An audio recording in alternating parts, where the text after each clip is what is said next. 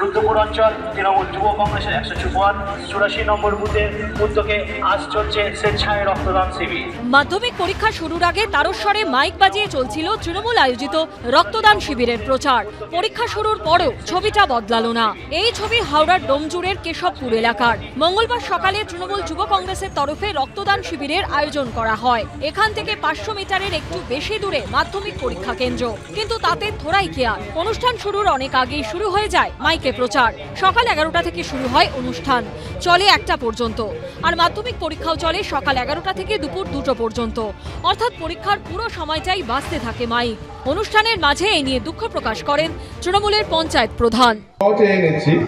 কেন এই মাধ্যমিক পরীক্ষা চলাকালীন একটা মাইক্রোফোন মাইক লাগিয়ে যে অনুষ্ঠান হচ্ছে সেটা ঠিক না।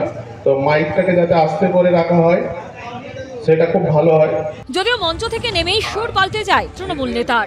যেহেতু আমাদের একটা দিদিমণির নির্দেশ আছে যে মাধ্যমিক চলাকালীন কোনো মাইক বাজানো যাবে না, তো সেই জন্যই আমি বলেছিলাম যে মাইক বন্ধ করে যাতে অনুষ্ঠানটা করা যায়। মাইক কি সকাল থেকে চলছিল? না চলে না, মাইক লাগিয়েছিল কিন্তু মাইক বন্ধ করা ছিল।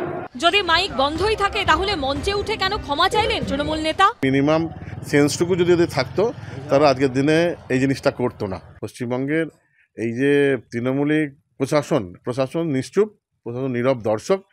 আমার অবাক লাগে প্রশাসন কি করে এইসব জিনিসের পারমিশন দেয়। যারাই রক্ষক তারাই আজকে ভক্ষকে পরিণত হয়েছে বাংলার বুকে। পরীক্ষার সময় মাইক নিয়ে বিতর্ক থেকেই গেল। সুনীত হালদারের রিপোর্ট, এবিপি আনন্দ, হাওড়া।